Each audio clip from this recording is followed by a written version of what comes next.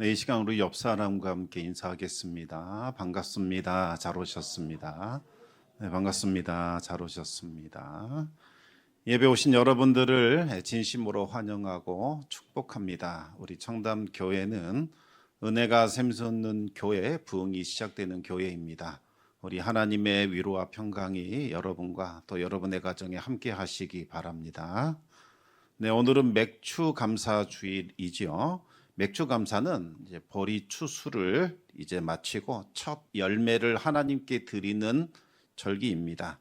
그런데 어느 날 보리 농사를 거의 짓지 않기 때문에 맥주 감사가 잘 와닿지 않을 수도 있습니다.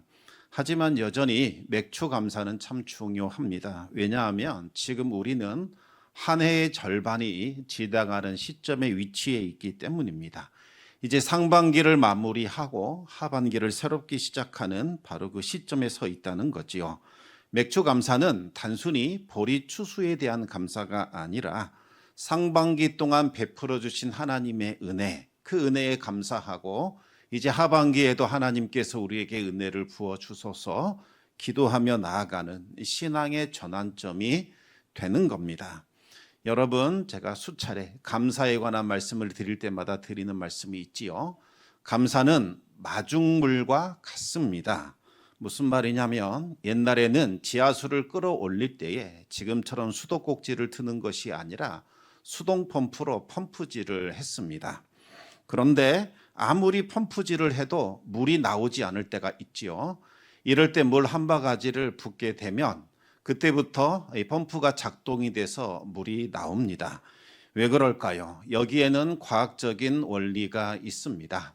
이 펌프 안이 진공 상태가 되어야 그때 물이 끓어져 올라오는데 안에 공기가 차 있으면 아무리 펌프질을 해도 움직이지 않지요. 이럴 때 물 한 바가지를 부어서 공기를 밀어내고 물을 채워 넣는 겁니다. 그럴 때 펌프질을 하면 이제 펌프가 작동을 합니다.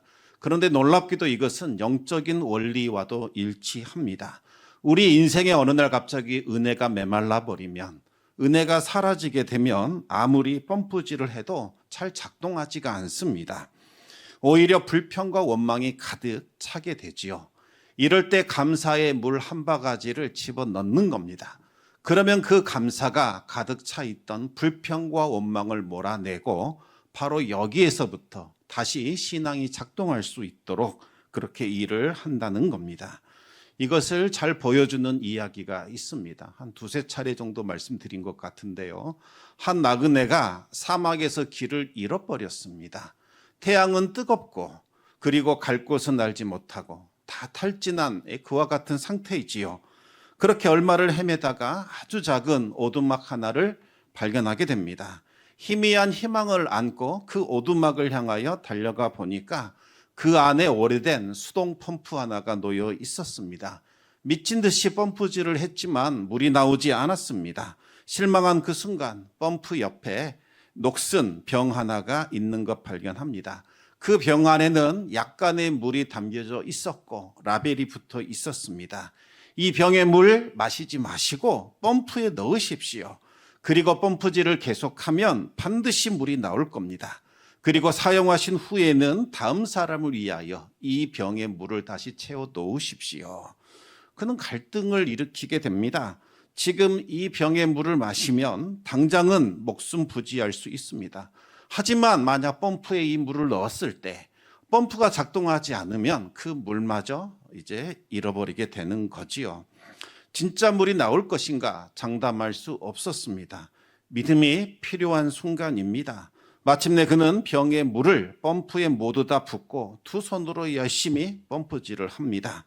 처음에는 아무 일도 일어나지 않았지만 얼마 후에 갑자기 콸콸콸 하면서 시원한 물들이 쏟아져 나왔습니다. 실컷 그 물을 마셨고 몸도 씻었고 물병도 가득 채울 수 있었습니다. 마지막으로 그 병에 다시 물을 채워놓고 라벨 아래에다가 한 줄 더 덧붙입니다. 믿으셔야 합니다. 정말입니다. 그리고 펌프질을 멈추지 마십시오. 여러분, 오늘 맥주 감사 주일은 우리에게 동일한 말을 하고 있습니다. 여러분, 감사의 마중물을 부으셔야 합니다. 다시 시작하라 말씀하고 있습니다. 잃어버린 감사를 다시 회복하십시오. 믿으십시오. 정말로 작동합니다. 혹시 여러분 중에 이와 같은 상태에 있는 분 계시지 않으십니까? 무엇인가 해야 할 일은 많은데 도저히 무기력해서 아무 일도 할 수 없는 상태. 해야 할 일은 많은데 자꾸 의욕이 생기지 않아서 뒤로 계속해서 미루기만 하는 그와 같은 상태에 있는 분 계시지 않으십니까? 감사보다는 불평이 먼저 나오고 하나님의 은혜보다는 현실의 어려움들만 자꾸 보이는 그와 같은 상황에 계시는 분 있지 않으십니까? 그렇다면 바로 지금이 감사의 마중물을 부으셔야 할 때입니다. 그리고 그 감사의 마중물을 가장 확실하게 부을 수 있는 방법이 바로 이 예배 가운데 집중하는 겁니다. 오늘 본문은 그런 우리들을 향하여 예배를 다시 회복하라, 예배로 다시 시작하라 말씀하고 있습니다. 오늘 말씀이 어떤 배경에 있는지 간단하게 먼저 말씀을 드리겠습니다. 지금 이스라엘은 7년간의 정복 전쟁을 마쳤습니다. 그리고 이제 땅을 분배하는 마지막 단계에 있지요. 학자들마다 의견이 조금씩 달라서 제가 추측을 해보건대 아마도 2단계에 걸쳐서 땅 분배가 이루어진 것 같습니다. 첫 번째 단계는 각 지파의 대표자들이 함께 모여서 길갈이라는 곳에 제비를 뽑아 대략적인 영역을 배정하는 단계인 것 같고, 이제 2단계는 분배받은 그 땅을 직접 가서 발로 뛰면서 측량해서 자신의 지파에 속한 가문별로 그 땅을 분배하는, 그려오는 단계이지 않나 생각을 합니다. 유다 지파, 요셉 지파 후손들은 2단계 모두 신속하게 완료했습니다.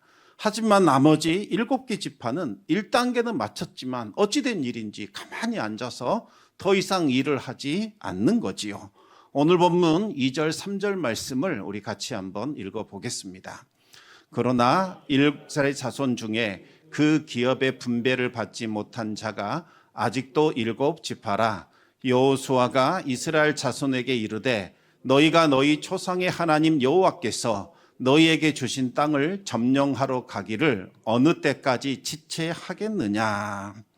여기서 지체한다는 단어가 나옵니다. 여러분, 이 지체한다는 말은 뭔가 이게 기울어지는 것, 떨어지는 것, 낙담하는 것, 이럴 때 사용하는 단어인데, 강하고 의욕이 충만한 상태에서 약하고 무기력한 상태로 바뀔 때, 또 나태해져서 아무것도 하지 않을 때 사용되는 단어입니다. 나머지 7지파는 유다 지파와 요셉의 후손들과는 달리 무기력감과 나태함에 빠져서 아무것도 하지 않고 있었던 거지요. 왜 이들은 이와 같은 상태에 있었을까요? 3가지 이유를 추측해 볼 수 있겠지요. 첫 번째는 두려움에 사로잡혀 있었던 겁니다. 여러분, 가나안 정복 전쟁은 12지파가 동시에 가자 이렇게 해서 뛰쳐나가는 형태로 싸움이 일어났던 것은 아닙니다.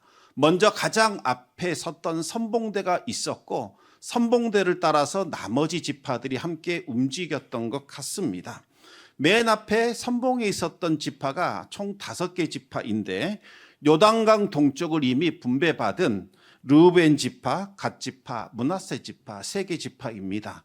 그리고 갈렙이 이끄는 유다 지파, 그리고 요셉의 후손인 에브라임 지파가 합력해서 나갑니다. 그러면 나머지 7개의 지파들이 그들을 따라가서 가나안 정복의 힘을 보탰던 거지요. 그런데 이제 이 정복 전쟁이 끝이 났습니다. 이제는 각 지파별로 자신들이 분배받은 땅을 점령하러 가야 합니다. 이 일은 누군가가 대신해 줄 수 없는 각 지파에게 주어진 고유한 사명이라는 거지요. 선봉에 섰던 그 용감한 지파들, 이제 자신들의 땅을 분배받기 위하여, 점령하기 위하여 다 떠났습니다. 그러자 나머지 7지파들이 갑자기 정신이 이렇게 깨어진 거지요. 야, 이제 어떻게 하냐? 누군가가 우리를 위하여 싸워줘야 하는데 이제 우리더러 하라고 두려움에 사로잡혀서 그냥 주저앉게 된 거지요. 두 번째는 비교의식과 원망이 있었습니다. 7지파는 두려움 때문에 주저앉았으면서도 자꾸 책임을 다른 누구에게인가로 전가하게 됩니다. 좋은 땅 지들 다 가져가고 우리가 받을 땅은 별로 좋지도 않네.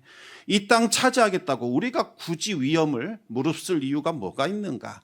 어차피 우리 힘으로는 가나안 족속들 몰아낼 수 없겠지. 그들은 패배 의식에 사로잡혀서 다른 지파들을 자꾸 원망하더라는 거지요. 세 번째는 현실 안주입니다. 두려움은 그들에게 어차피 못해. 다른 누군가가 너희를 도와주겠지. 사람 의지하자. 자꾸 의존적인 마음을 불러 일으켰던 겁니다.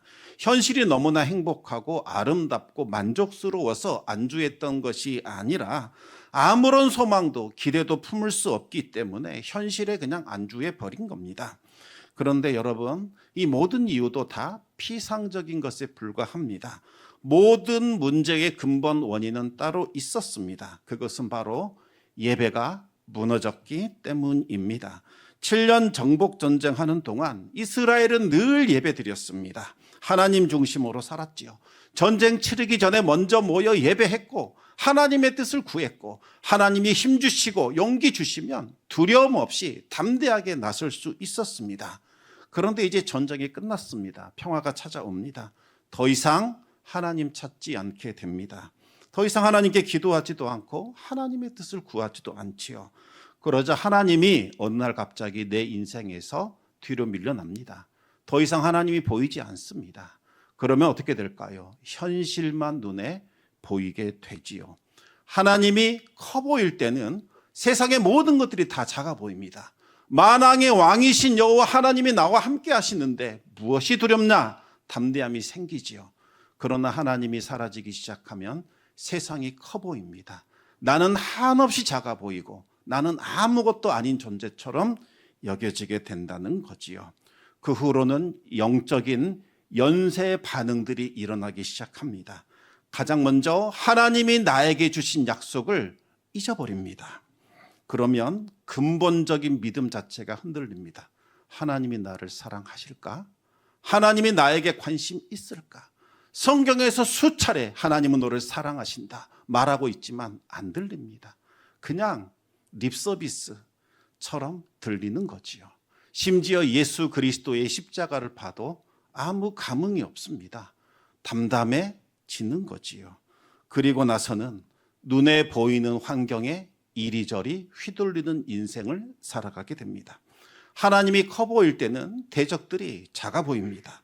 하지만 하나님이 보이지 않으면 눈앞에 있는 가나안 족속들이 아주 커 보이지요. 그리고 하나님의 능력보다는 적들이 가지고 있는 철병거가 더 크고 위대하게 느껴집니다. 그 순간 영적인 게으름과 나태함이 찾아옵니다. 두려움은 새로운 일에 대한 소망, 기대감 다 빼앗아가 버립니다. 기도마저 막히게 되고 신앙생활은 말라버리게 되지요. 무기력감, 패배감, 젖어서 밖에 나가는 것조차, 사람들 만나는 것조차 두려워지게 됩니다. 그리고 마지막 단계는 다른 사람 탓하고 원망하고 불평하는 인생으로 들어갑니다. 은혜가 사라지면 다른 사람과 나를 자꾸 비교하면서 불평하게 되죠. 왜 우리 부모는 이와 같은 환경 나에게 주셨을까? 부모 원망합니다. 그리고 친구들이 그렇게 원망스럽습니다. 그리고 주변 사람들도 원망스럽죠. 내가 왜 하필 이곳에 태어나서 이곳에 이 시대에 태어나서 이 고생하며 사는가? 마지막으로는 하나님을 원망하게 되는 겁니다. 결국 불평과 원망이 가득한 인생이 됩니다. 지금 이 모든 일들이 7지파에게 일어나고 있는 상황입니다. 여호수아는 즉시 땅 분배하는 것 멈춰버립니다. 이거 할 때 아니다. 모든 지파들은 다 모여라. 실로로 회막을 옮긴 후에 모든 지파, 모든 회중을 다 소집해서 예배부터 회복하자. 예배 회복에 집중하게 되지요. 오늘 본문 1절 말씀을 우리 같이 읽어보겠습니다. 이스라엘 자손의 온 회중이 실로에 모여서 거기에 회막을 세웠으며 그 땅은 그들 앞에서 돌아와 정복되었더라. 여호수아가 길갈에 있던 회막 언약궤를 실로로 옮겨온 것은 지금 문제의 핵심은 예배에 있다는 것을, 그 본질을 꿰뚫었기 때문이지요. 중요한 것은 온 회중이 다 모였다는 겁니다. 땅을 분배받은 지파들, 그들 역시 예배 회복에 참여했습니다. 문제 있는 지파들만 모인 것이 아니라는 겁니다. 예배는 한 개인의 문제가 아니라 공동체 전체의 문제이기 때문입니다. 어려움에 빠진 지파들만 예배할 것이 아니라 모든 지파들이 다 예배에 집중해야 합니다. 그리고 온 회중이 모여 예배를 드리게 되자 놀라운 일이 벌어지게 되지요. 다시 여호수아 18장 1절 말씀 띄워주시기 바랍니다. 맨 마지막 절에 이렇게 나옵니다. 그 땅은 그들 앞에서 돌아와 정복되었더라. 여러분, 지금 예배만 드렸습니다. 상황은 그대로입니다. 7지파가 분배받은 땅 여전히 점령되지 않은 상태로 남아 있었습니다.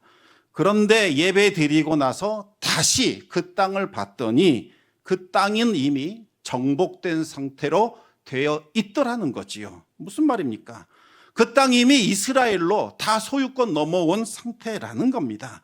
이스라엘은 이제 그 땅의 명실상부한 소유자일 뿐만 아니라 가나안의 지배권까지 쥐고 있었습니다. 하지만 예배를 소홀히 하자 영적인 눈이 어두워지기 시작합니다. 그러면서 이 사실을 잊어버렸습니다. 가나안 땅을 쥐고 흔들어야 할 이스라엘이 도리어 가나안 주민들을 보며 덜덜 떨고 있었던 거지요. 그런데 실로에 모여서 다시 예배를 회복하자 영적인 눈이 다시 열리게 됩니다. 그러자 비로소 그 땅은 이미 그들에게 복종된 상태였다는 것을 깨닫게 됩니다. 더 이상 그들은 두려워하지 않습니다. 이것이 바로 예배의 능력입니다. 예배를 통해서 우리는 하나님의 관점에서 이 세상을 다시 볼 수 있게 되는 겁니다. 제 조카 중에 야구하는 애가 하나 있습니다. 어렸을 때부터 운동 참 잘했습니다. 기대감이 컸지요. 그런데 딱 청소년이 되면서 키가 안 커요. 덩치도 커지지 않습니다. 다른 친구들은 키가 막 크고 덩치도 큰데 얘만 가만히 있다 보니까 왜소해지기 시작을 합니다. 그러다 보니까 제대로 된 실력 나오지 않았습니다. 고등학교 1학년이 되니까 조바심이 생기면서 슬럼프가 찾아왔습니다. 하루는 새벽 기도를 다녀왔던 누님이 이제 걱정을 털어놓지요. 그래서 제가 물었습니다. 그래요? 하나님이 뭐라고 그러세요? 그랬더니 걱정하지 말라고는 하는데 이런 말을 하는 겁니다. 여러분, 때로는 하나님이 좀 이해되지 않을 때가 있지요. 걱정하지 말라 말씀하셨으면 오늘 당장 아침부터 뭔가 좀 일어나야 되고 상황이 바뀌어야 하는데 어찌된 일인지 상황이 그대로일 때가 참 많습니다. 그럴 때 우리는 내 기도가 제대로 된 기도인가? 내가 받은 응답이 진짜 응답인가? 하도 힘드니까 내 안에서 좋은 말들, 좋은 생각이 나온 것은 아닌가? 그런 생각이 들지요. 여러분, 이럴 때 믿음이 필요합니다. 순조로울 때는 저절로 믿어집니다. 믿음 사용하지 않아도 돼요. 하지만 문제는 하나님이 주신 말씀과 내 상황이 일치하지 않을 때, 이때가 문제입니다. 바로 이때가 믿음을 사용해야 합니다. 그래요? 그러면 하나님이 들려주신 그대로 조카에게 전해주세요. 야, 너 걱정하지 않아도 되겠더라. 하나님이 염려하지 말래. 그렇게 전해주라는 겁니다. 누나가 어이없는 듯이 아무 말을 하지 않는 겁니다. 참 목사랍시고 모범답안을 말하네. 아마도 이런 것 같았습니다. 여러분, 고등학교 1학년 남학생 말 듣습니까? 안 듣죠? 한참 근심 걱정 많을 때입니다. 뭔가 이성적이고 합리적인 말을 해줘야지. 하나님이 너 걱정하지 말래. 애가 듣겠습니까? 더군다나 신앙생활 잘하지 않은 애라 아마도 거부 반응이 일어나지 않을까, 이런 생각이 들었던 것 같습니다. 그런데 여러분, 하나님이 마음 주셨으면 어떻게 해야 됩니까? 듣든지 아니 듣든지 전하셔야 합니다. 이것이 여러분이 하셔야 할 일입니다. 성도들이 믿음 없는 것 누구 책임입니까? 목사 책임이죠. 목사가 책임져야 합니다. 똑같습니다.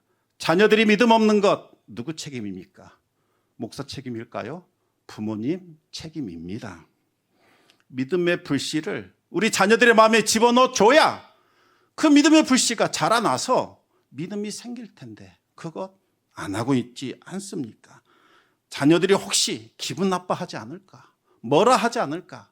눈치만 살피면서 하나님이 주신 마음, 하나님이 주신 말씀 전해주지 않으면 어떻게 그 말씀이 그 심령 안에 살아 움직일 수 있겠습니까? 마음에 큰 부담을 느낀 누님이 하루 종일 기도합니다. 하나님, 말하면 들을까요? 안 들을 것 같습니다. 어떻게 해야 될까요? 기도하던 중에 다윗과 골리앗 생각이 나더랍니다. 다음 날 아들을 앉혀놓고 이야기합니다. 태연아, 너 걱정할 필요 없대. 하나님이 그렇게 말씀하시더라.